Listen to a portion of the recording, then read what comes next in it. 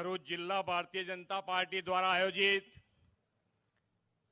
આજની વિશાળ જનસભામાં આપણી સૌની સાથે મંચ ઉપર ઉપસ્થિત કુશળ સંગઠન કરતા મજબૂત મનોબળ અને દ્રઢ રાજકીય શક્તિના ધની કેન્દ્રીય ગૃહ અને સહકારિતા મંત્રી શ્રીમાન અમિતભાઈ શાહ સાહેબ, કેન્દ્રીય મંત્રી શ્રીમતી દર્શનાબેન જરદોશ, सांसद तथा भरूच लोकसभा उम्मीदवार श्री मनसुखभाई वसावा, विशाल संख्या में उपस्थित सौ भाईओ बहनों, प्रेस मीडिया मित्रों, सौने मारा नमस्कार।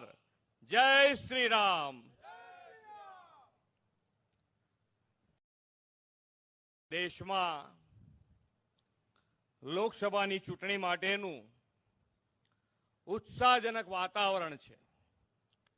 विश्वना सौथी मोटा लोकशाही राष्ट्रनी चूंटणी पर आखा विश्वनी नजर है, केम के आ वखते 140 करोड़ भारतवासीओए 400 पारना लक्ष्य साथे विश्वना नेता वडाप्रधान श्री नरेन्द्रभाई ने त्रीजी वार प्रधानमंत्री बनाववाना आशीर्वाद आपवानुं मन बनावी लीधुं छे।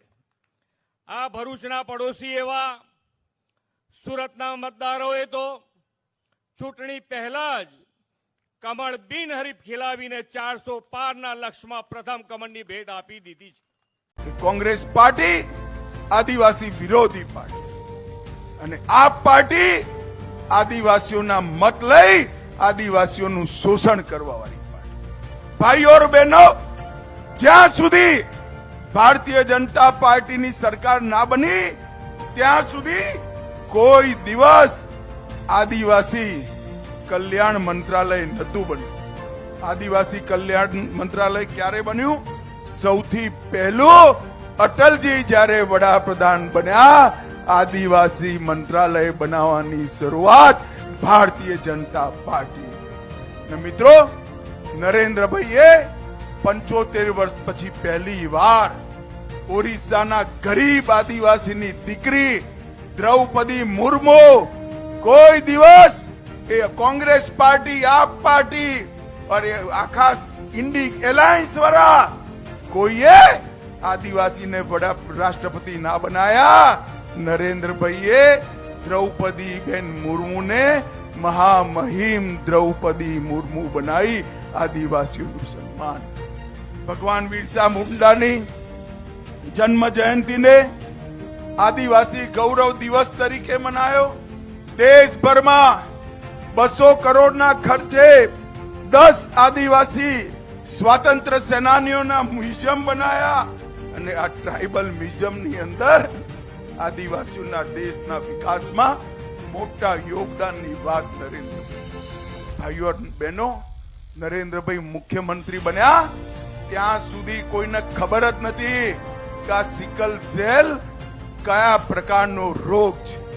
नरेंद्रभाईए जापान अने जर्मनी थी निष्णात डॉक्टरो बोलाया अने ज्यारे वडाप्रधान बन्या त्यारे सिकल सेल मिशन चालू करी आदिवासीओने परेशान करता रोगने समाप्त करवानी दिशामां नरेंद्रभाईए अभियान चलाव्युं। या कांग्रेस पार्टी ए झूठ बोलवामां, जूठाणा फैलाववामां एक्सपर्ट पार्टी અને આપ પાર્ટી જૂઠાણાઓ ફેલાવવાના સરદાર જેવી પાર્ટી।